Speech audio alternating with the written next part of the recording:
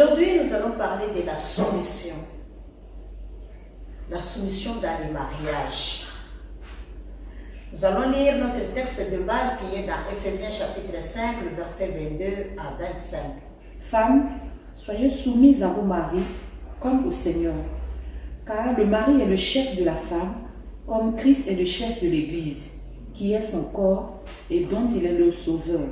Or, de même que l'Église est soumise à Christ, les femmes aussi doivent l'être à leur mari en toutes choses. Marie, aimez vos femmes comme Christ a aimé l'Église et s'est livré lui-même pour elle. Nous venons de voir que la femme doit se soumettre elle-même, n'est-ce pas, à son mari comme au Seigneur. Et on nous dit, l'homme est le chef de la femme, comme Christ est le chef de l'Église et Seigneur qui a sauvé le corps. Alors, l'Église est soumise à Christ. Alors, toutes les femmes doivent se laisser aussi se soumettre à leur propre mari, en toutes choses, sans exception. Alors, l'homme, on lui demande d'aimer la femme comme Christ lui-même a aimé aussi l'Église et il s'est donné lui-même.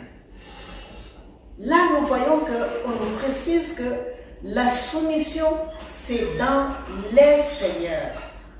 Et dans les seigneurs, c'est en toutes choses. C'est-à-dire ce qui n'est pas vraiment dans les seigneurs. Je prends un exemple, l'homme te demande d'aller faire des fétiches ou d'aller voler ou bien d'aller faire ceci. Donc ne le fais pas parce que ce n'est pas dans les seigneurs. Cela ne convient pas au Seigneur. Donc tu dois te soumettre dans les seigneurs. Alors nous avons Romains 13. On peut nous lire Romains 13, versets 1 à 2. Que toute personne soit soumise aux autorités supérieures, car il n'y a point d'autorité qui ne vienne de Dieu, et les autorités qui existent ont été instituées de Dieu. Nous voyons qu'on nous parle de nous soumettre à toute autorité, qu'il soit païen ou qu'il soit chrétien ou s'il est autorité qui est établie, officiellement reconnue par l'État ou le gouvernement ou l'environnement, donc nous devons les respecter. Que la femme écoute l'instruction en silence avec une entière soumission. Je ne permets pas à la femme d'enseigner ni de prendre de l'autorité sur l'homme, mais elle doit demeurer dans le silence, car Adam a été formé le premier et Ève ensuite. Ce qui m'intéresse ici, c'est le terme soumission et que l'autorité, de prendre l'autorité sur l'homme. C'est ce que je suis en train de parler. Je parle sur la soumission et l'autorité. Donc la femme est appelée à se soumettre à son mari. Parce que des fois, nous observons que les gens, ils ne comprennent pas des fois ces versets. La femme n'a qu'une seule tête, et cette tête-là, c'est son mari qui est son chef. Ce n'est pas tous les hommes du monde entier qui doivent être l'autorité d'une seule femme ou de femmes parce que elle doit se soumettre. Le verset est clair. La femme doit se soumettre à son mari. Et là, nous voyons que c'est une église pour des raisons d'ordre, pour des raisons de discipline. On a demandé à des femmes parce qu'elles venaient et elles voulaient écouter la parole. En même temps, il y avait trop de désordre dans cette église de Corinthe. C'est pourquoi on leur demande de garder silence. Quand elles retournent dans leur foyer, elles vont demander ce qu'elles n'ont pas entendu dans la maison de Dieu, là, dans le temple, à leur mari. La même chose, nous pouvons dire aussi que quand nous sommes dans le ménage, parce que nous sommes dans le cadre du mariage, l'homme est le chef de la femme, comme Christ est le chef de l'Église. Et en tant que tel, nous venons de voir qu'il y a de principes, il y a de l'ordre que Dieu a déjà établi et que chaque femme doit se soumettre à qui? À son mari, donc parce qu'il est d'abord autorité établie.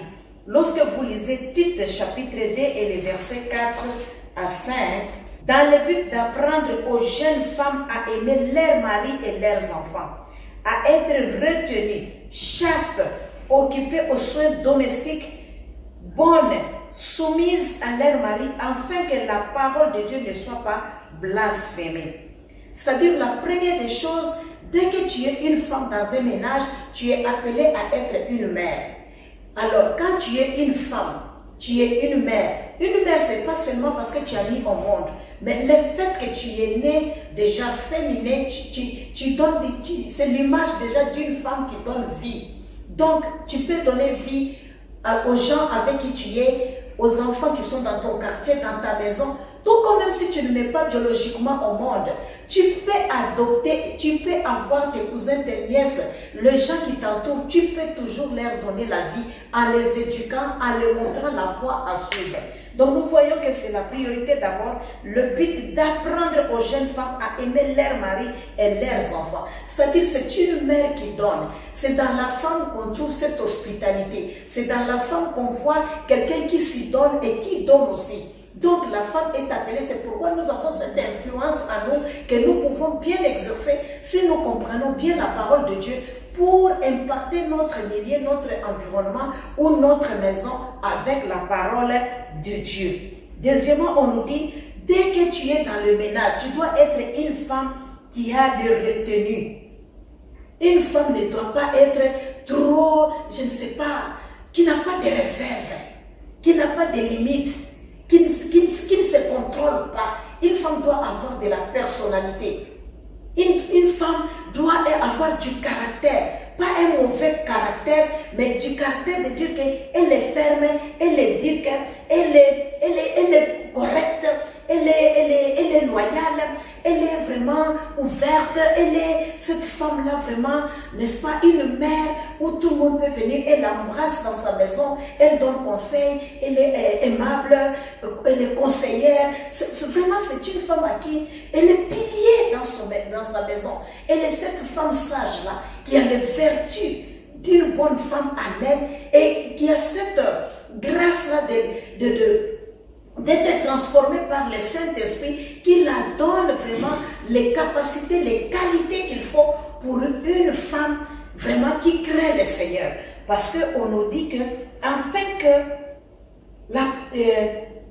donne, n'est-ce pas, aux soins, qu'elle soit chaste, occupée aux soins domestiques. C'est-à-dire c'est une femme qui vit une vie de pureté, une vie de sainteté, elle n'est pas infidèle, elle n'est pas adultère, mais c'est une femme qui garde bien sa maison, qui respecte son mari, qui garde bien son corps aussi, et puis elle s'occupe des soins domestiques. C'est-à-dire c'est pas une femme qui est oisive, c'est pas une femme qui passe le temps d'aller de maison en maison pour calomnier, c'est pas une femme qui n'a pas quelque chose à faire, non, non, c'est une femme qui est occupée, c'est une femme qui a un travail, c'est une femme qui sait bien garder sa maison, qui sait entretenir sa maison, qui sait donner la nourriture à ses enfants, à son mari et de prendre soin de son mari, de sa maison. Parce que nous voyons même dans Proverbe 31 cette qualité de cette femme-là qui se réveille très tôt, qui donne de l'ordre si elle a des gens qui l'aident, elle-même, elle travaille avec ses propres mains,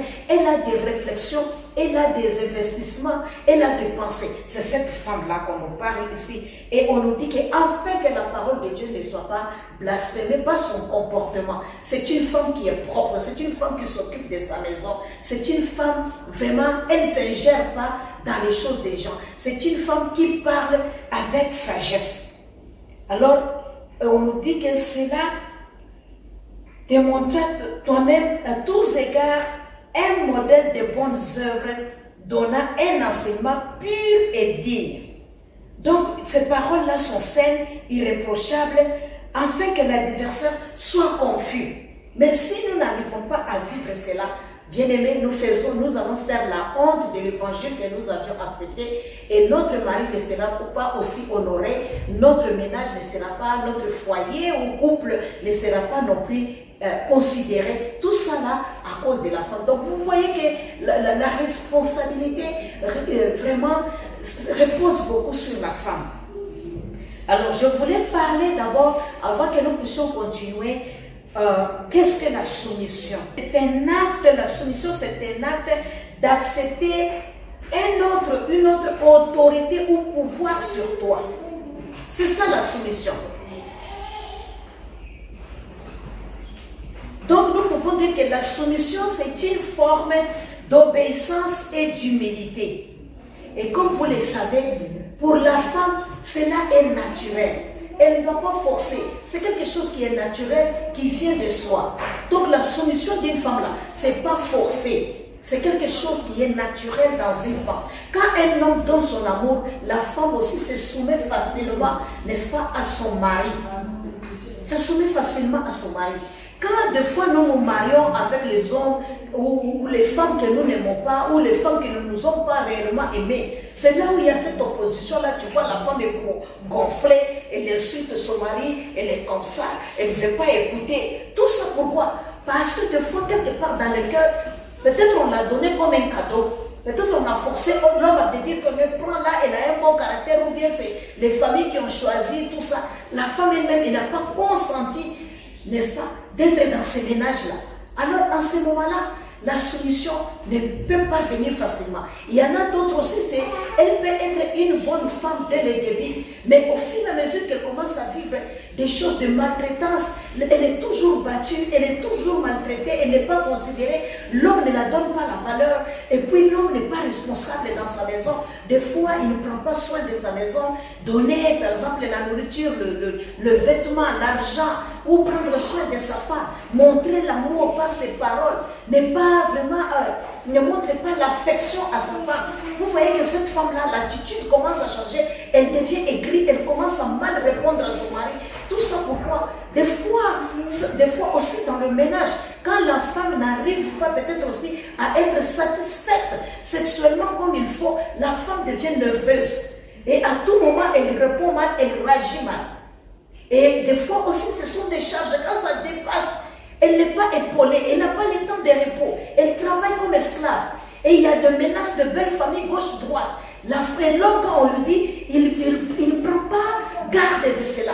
Il ne veut pas défendre sa femme. La femme change d'attitude. La femme change d'attitude. Donc, c'est ce que nous venons de dire que la soumission, c'est un acte, n'est-ce pas, où la femme accepte volontairement, n'est-ce pas, l'autorité, une autre autorité sur elle. C'est ça la soumission. Alors, nous voyons que notre Dieu est le désordre. Alors, c'est pour cela, il met cet ordre-là, que l'homme soit, n'est-ce pas, au-dessus de la femme, qu'il soit l'autorité de la femme. La charité est un grand don, c'est une vertu qu'un chrétien doit avoir. Alors toi, un homme de Dieu, toi, un mari dans un ménage, dans le foyer, dans le mariage, tu dois avoir l'amour d'aimer d'abord ta femme, tes enfants, avant de montrer l'amour en dehors. Donc l'amour commence d'abord dans le foyer, commence d'abord dans la maison. Quand tu prends soin de ta femme là, quand tu prends soin de tes enfants, tu sais de quoi ils ont besoin, qu'est-ce qui leur manque, tu pourvois, tu te donnes, tu te dépouilles toi-même pour ta maison. Parce qu'on nous dit que Christ s'est donné totalement. Christ est mort à la croix pour l'Église. Donc toi, un homme aussi, tu dois tout faire pour ta famille, pour ton ménage, pour ton mariage, pour tes enfants, pour ta femme. Et c'est ça, si tu n'as pas ça, tu es plus qu'un païen. Parce que l'amour, la charité englobe toutes sortes, n'est-ce pas, des dons possibles que nous pouvons avoir. Parce que des fois, on veut prêcher, on veut, n'est-ce pas, être devant, on veut montrer l'amour en dehors de l'église, la charité aux frères et sœurs. Mais quand on entre dans sa maison, on ne veut pas sa femme, on ne prend pas soin de sa femme, on ne l'aime pas. Même un bisou là, il y a des gens qui aiment vraiment embrasser, être tendre avec les sœurs de l'extérieur, sans que d'abord montrer ça à sa femme, sans montrer ça à ta femme. Tu veux vraiment donner des dons compatissants envers les autres, mais pendant que ta femme pleure dans la maison. Alors Dieu, il a donné cette responsabilité-là à l'homme. Et il veut que le mariage, nous puissions le vivre dans l'ordre. Il nous encourage, n'est-ce pas, à nous soumettre sous l'ordre de cette autorité-là.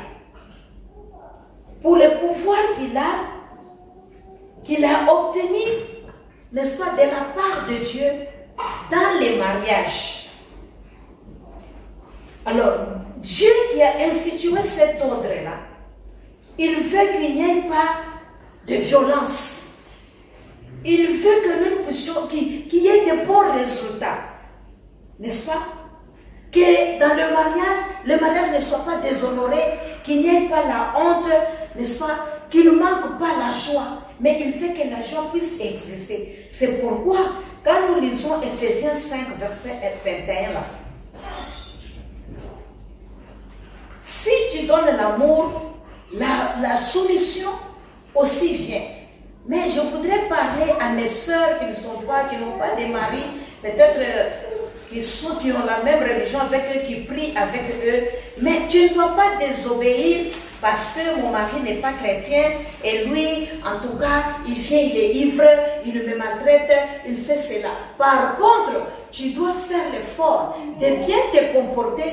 Qui sait si c'est par ta foi, par cette vertu-là, le comportement-là, l'attitude que tu as envers lui, ça peut lui sauver, lui amener vers le Seigneur. Par ton comportement, tu peux sauver ton mari. Mais si toi tu dis que tu es chrétien et que lui il n'est pas chrétien, il se comporte mal, il va, il boit, il vient, il vomit, mais toi tu ne veux pas prendre soin de lui, tu l'insultes, tu fais tout, tu le bouscules. Tu ne veux pas lui respecter devant les enfants et tout ça. Quel est le modèle que tu es en train de donner à tes enfants? Et comment se fait-il qu'il peut comprendre réellement que tu es une femme extraordinaire, tu es une femme sage, tu es une femme vertueuse? En tout cas, tout le monde, vraiment, toi, tu les dépasses. Comment est-ce qu'il peut comprendre pour dire, ah, aujourd'hui je t'accompagne à l'église, aujourd'hui je veux voir votre pasteur? Pourquoi les pasteurs, on les insulte souvent? C'est à cause de nos comportements. Parce que si nous ne nous comportons pas bien, en même temps nous voulons parler en langue, en même temps nous voulons prier, en même temps nous voulons montrer que nous connaissons des versets bibliques. Mais notre comportement est contraire de ce que nous confessons. L'homme ne viendra pas. Il va continuer à faire ce qu'il fait là. Parce qu'il va dire, celle-là ne me respecte pas, celle-là ne me considère pas, celle-là elle n'a pas besoin que je l'accompagne, elle ne voit pas que je suis son mari. Donc ce n'est pas à nous de les juger, mais par contre Dieu nous les a donnés comme des âmes que nous devons vraiment soutenir pour les amener à Christ. Nous devons vraiment prendre soin d'eux. Et je dis toujours dans mes langages que le travail que tu fais là dans ton ménage, dans ton mariage là, ne pense pas que tu fais pour un homme, même c'est pour Dieu, fais-le bien parce que ta bénédiction aussi en dépend. Il faut comprendre que c'est une vocation aussi. Parce que ce n'est pas toutes les femmes qui sont mariées, ce n'est pas toutes les femmes qui sont à mesure de supporter. Donc si Dieu le permet, soit que ton mari fasse quelque chose, soit peut-être infidèle, ou bien ne prend pas soin de toi, ou bien il fasse ceci, cela. C'est une école. Peut-être que Dieu a voulu que tu passes par là pour te transformer, que tu sois plus, afin que tu puisses aider d'autres personnes. Je ne dis pas qu'il faut être vraiment naïf, de tout tolérer. Non, il faut parler, mais parle avec modestie. Il faut parler, mais retiens aussi ta langue, de ne pas faire blesser, de ne pas parler de mauvaises paroles, d'humilier l'autre, de l'insulter, de le blesser. Vous savez, les paroles s'envolent. Mais la blessure, là, quand ça reste dans le cœur, il faut qu'il y ait du temps pour que la personne arrive, n'est-ce pas, à pardonner, à accepter et à oublier. Bien-aimé, je voudrais te faire voir pourquoi on se soumet. On nous dit de nous soumettre les uns les autres, n'est-ce pas? Dans la crainte de Christ. Donc si nous obéissons à Christ, si nous aimons Christ, donc nous disons que nous craignons Dieu. La soumission s'attend à une... Je voudrais dire que la soumission doit être mutuelle en d'autres termes. Pourquoi? Parce que si tu es dans un couple, ton mari est chrétien, toi tu es chrétien, vous tous, le Christ est au-dessus de vous, c'est-à-dire vous vous soumettez mutuellement. L'homme ne fait pas de mauvaises choses, ou bien ne fait pas ne soit pas sa femme, ou bien ne bat pas sa femme, ou bien écoute sa femme. Pourquoi? C'est pas parce que la femme elle la domine, ou bien la femme elle est meilleure plus que lui, ou bien c'est pour les réduire. Non, non. Beaucoup de gens pensent toujours que quand il écoute sa femme, en tout cas il devient moins que rien. Et il a peur ou bien honte des gens de l'extérieur pour lui dire qu'on te domine. Ce n'est pas une domination. Dans les seigneurs, c'est à cause de Jésus-Christ que l'homme se soumet au Seigneur, la femme aussi se soumet au Seigneur, parce que c'est le Seigneur qui est le maître.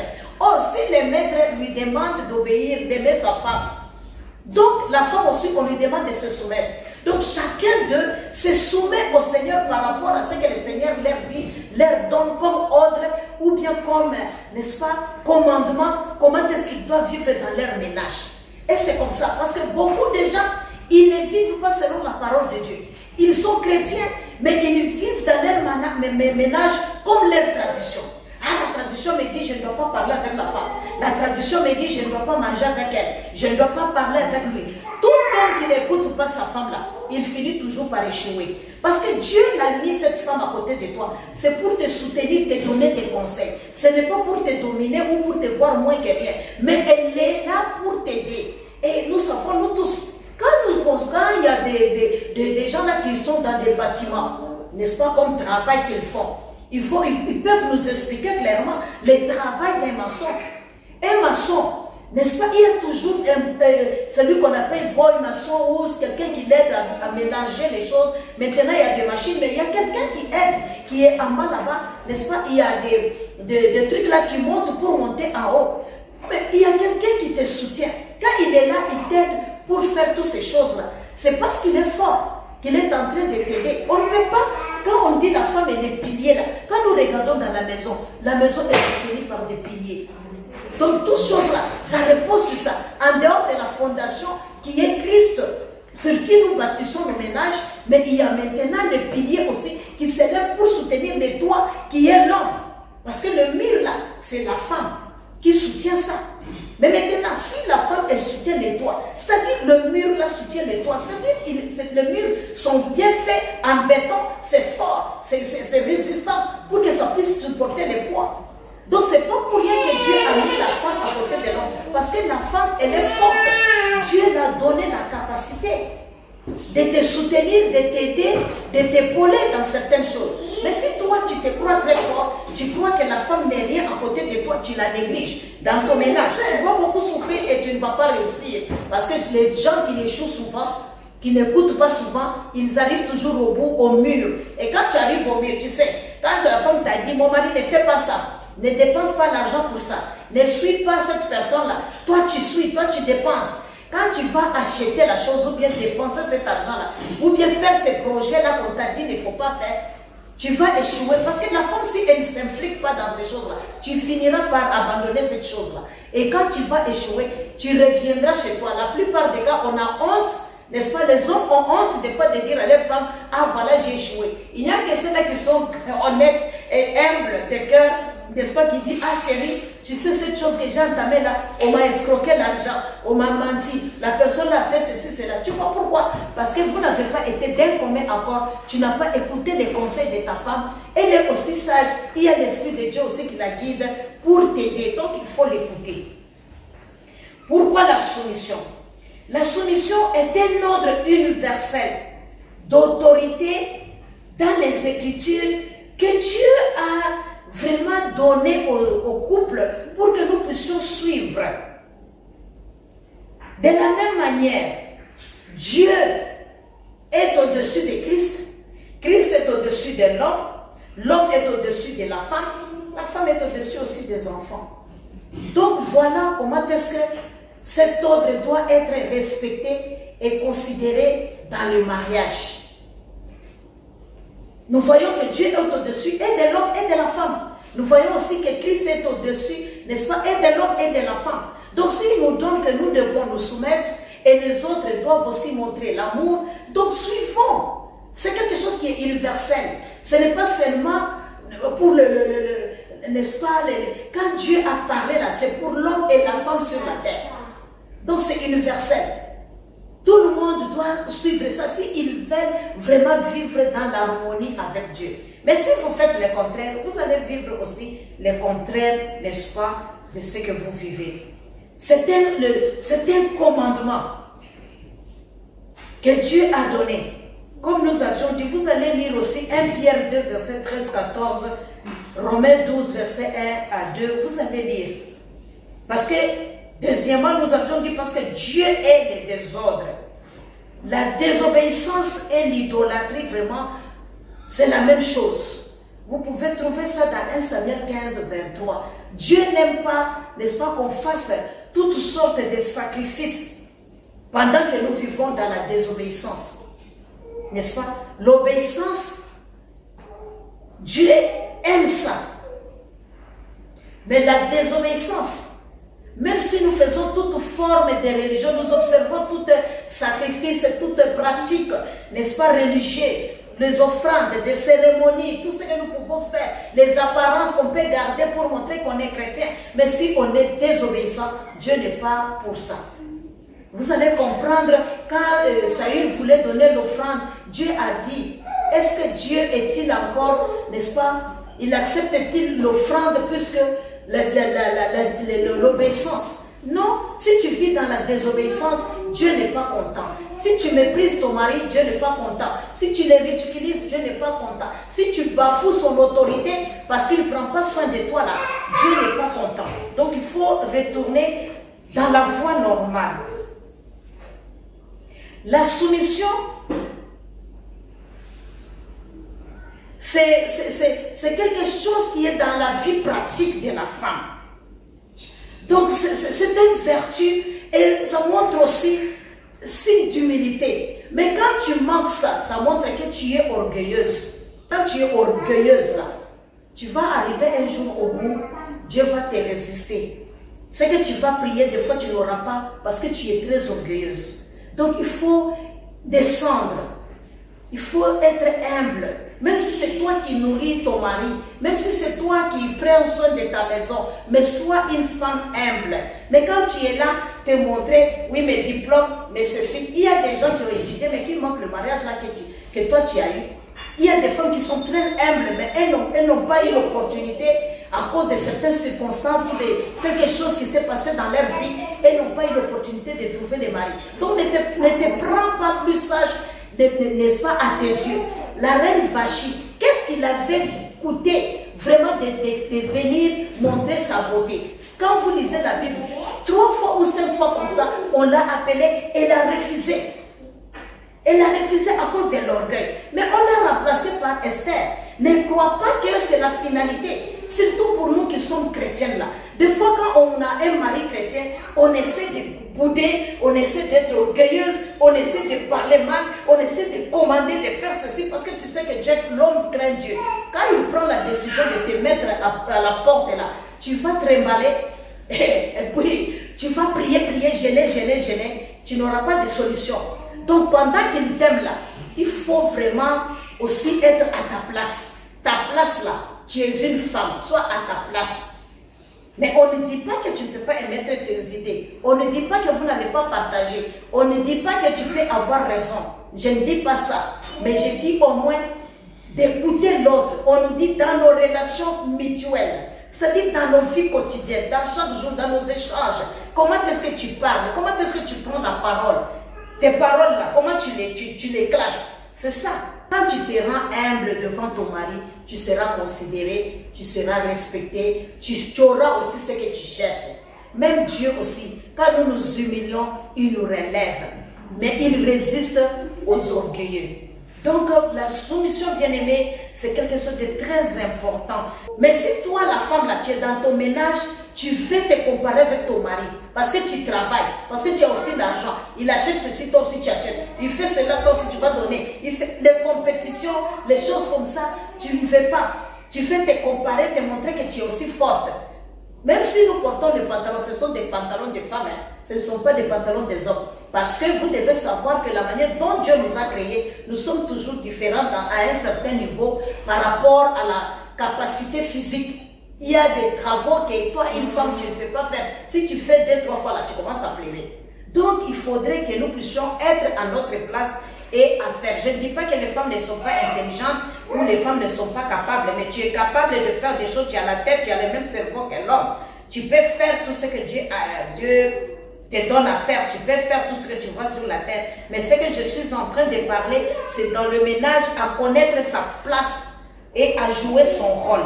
Il ne faut pas être à la place de l'autre. Donc, malgré Jésus-Christ était fils de Dieu, mais il a obéi jusqu'à souffrir, à mourir sur la croix.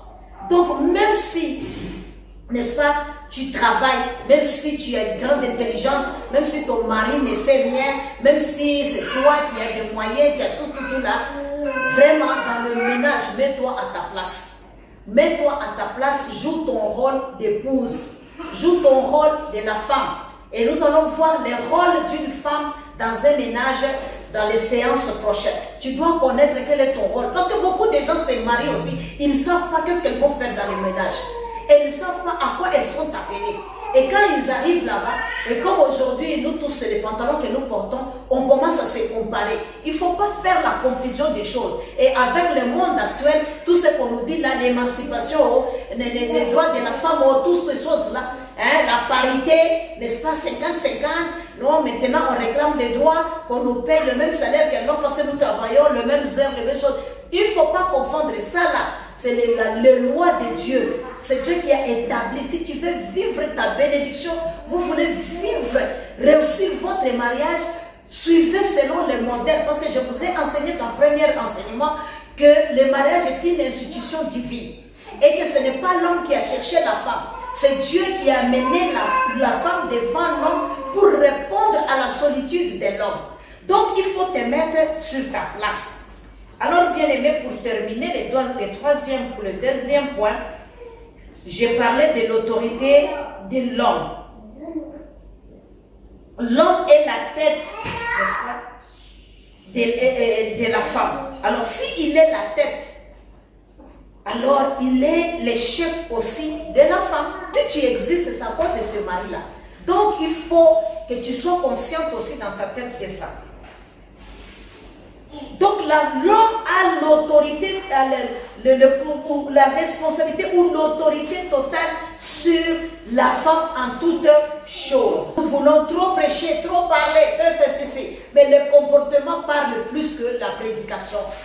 Ça ne sert à rien de prendre une grosse Bible comme ce que j'ai là. Tu circules avec dans tes aisselles toute la journée, tout ça. Tu ne prends pas soin de ta maison, tu ne prends pas soin de ton mari, tu n'obéis pas à ton mari, tu es là. Oh, Pierre dit, Jean dit, Apocalypse, tu es là, tu es là. Non, mieux vaut mettre ces paroles-là en pratique. Quand tu le mets en pratique, là, les gens, quand ils vont voir ton mode de vie, comment tu considères ton mari, la Bible nous dit même que imitons Sarah. Sarah, elle appelait Abraham mon Seigneur, c'est-à-dire celui qui me possède, celui qui possède. Donc, si tu sais qu'il est l'autorité, tu le respectes, tu le mets à sa place. Et quand tu dis ton mode de vie là, les voisins vont regarder, ils vont copier, ils vont chercher aussi à être comme vous. Vous allez être un couple modèle pour les autres. Mais si vous êtes là, les gens vous regardent et disent, les bagarres sont là, ils sont venus. Les voisins, ils vous écoutent et disent, avant qu'il soit 5 heures du matin là, tu vas crier là-bas. Laisse-moi, laisse-moi. La même personne qui parlait en langue à haute voix là, c'est elle qui crie maintenant là. Qu'est-ce qu'elle a fait pour qu'on la frappe comme ça? Quelque part, ce n'est pas seulement aussi des hommes qui sont mauvais. Il y a aussi des femmes aussi qui sont têtues. Il y a des femmes aussi qui ne se soumettent pas. Il y a des femmes qui ne comprennent pas. Il y a des femmes aussi qui n'aiment pas s'asseoir, être à sa place. Il veut provoquer. On va te battre. Il y a des femmes aussi qui veulent se comparer avec d'autres. Ton ménage est unique. Si ton mari est païen là, ne te compare pas avec le mari de ta soeur qui est déjà chrétien. Toi, lutte pour toi là, pour que Dieu te fasse grâce. Prie pour lui, c'est une âme que Dieu t'a donnée, que tu dois amener au Seigneur. Donc, lutte pour ça. Ne te compare pas, dis les autres hommes là, ils ont acheté pour leurs femmes. Et toi, on va te taper pour rien, parce que lui ne comprend pas. Et il y a une manière de parler. Et il y a de temps qu'il faut parler. Donc, il faut savoir quand est-ce qu'il faut parler. Nous enseignons que le salon, c'est un endroit qu'il faut s'asseoir pour causer. L'autre problème des couples là, c'est dans la chambre à coucher. Mais si vous venez dans les salons, vous ne savez pas ce que vous devez faire dans la cuisine, ce que vous devez faire au salon et ce que vous devez faire dans la chambre à coucher. Vous mélangez les choses. Votre ménage là sera toujours mélangé de problèmes et il y aura toujours des sièges, des gens qui viennent s'asseoir pour discuter avec vous. Nous venons de... Moi, je viens de totaliser 30 ans de mariage cette année. C'est pas facile. Il faut la sagesse de Dieu pour que tu puisses vivre dans un ménage. Donc, c'est une grâce de la part de l'Éternel. Ce n'est pas que nous sommes extraordinaires, mais nous nous soumettons et nous écoutons, des fois nous demandons la sagesse de Dieu pour nous guider. Et bien aimé, pour chuter, je disais, l'homme a de l'autorité sur toute la maison, sur la femme et sur les enfants. Donc il faudrait que nous puissions comprendre, et vous pouvez trouver ça aussi dans Ephésiens chapitre 6, le verset 1 à 3, n'est-ce pas? Il faut apprendre aux enfants de respecter leur papa, d'honorer leur papa. Hein? Tu ne dois pas impliquer tes enfants dans des décisions que tu as à prendre, dans des querelles que vous avez fait. Ah, écoutez, et venez aussi décider hein, ce que votre papa a dit. Il vient là, l'ivrogne là est venu. Tu lui donnes les noms. Les enfants, quand ils voient maman, il est venu, l'ivrogne là. Il est venu. Quand tu poses la question, c'est qui? Mais c'est le papa, non? Ça, c'est le manque du respect. Ça, c'est le manque du respect. Donc, il faut respecter l'homme de la maison.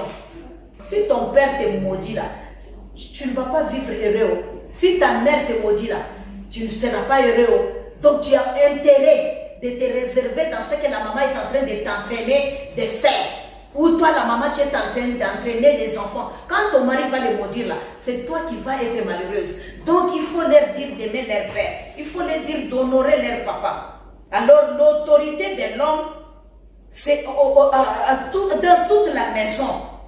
Donc l'homme doit exercer aussi son autorité avec l'aide de Dieu. Parce que si tu es autorité aussi, ça ne veut pas dire que tu dois maintenant maltraiter ta femme, faire toutes choses parce que tu es autorité. Non, il y a des hommes aussi qui débordent. Mais il faut comprendre que cette autorité-là, c'est de les guider, de les aider comme le Seigneur t'a établi. Être courtois, n'est-ce pas? Honorer, respecter les enfants. Ne pas faire aussi, ne pas les irriter. Parce qu'il y a des parents qui provoquent les enfants comme ça. Moi, j'avais un oncle là. Quand il est ivre, il entre dans la maison. Il vous appelle un à un là. Il t'appelle, toi là, regarde comment il est court. Allez, quitte là. Il appelle l'autre. Regarde comment il est sa tête. Allez, quitte là. Et les enfants pleuraient toute la journée dans la maison, chacun dans son coin, sans se parler à cause des insultes. Donc ça, ce n'est pas un bon exemple à suivre. Mais Dieu nous demande vraiment, ne provoquez pas la femme. Il nous dit que les hommes doivent apprendre comment est-ce qu'ils doivent vivre avec leurs femmes comme des êtres faibles. Toi, un homme, il faut chercher aussi l'intelligence, comment gérer la femme. Il y a des hommes qui sont aussi comme des femmes. La femme vient te dire, oh ma mère m'a dit ceci, ta mère m'a dit ceci, à ta soeur, ou bien la soeur à l'église, ou bien ma mère à l'église. Okay. Non, toi aussi tu t'impliques dans ce manque de sagesse. Un homme ne se comporte pas comme une femme.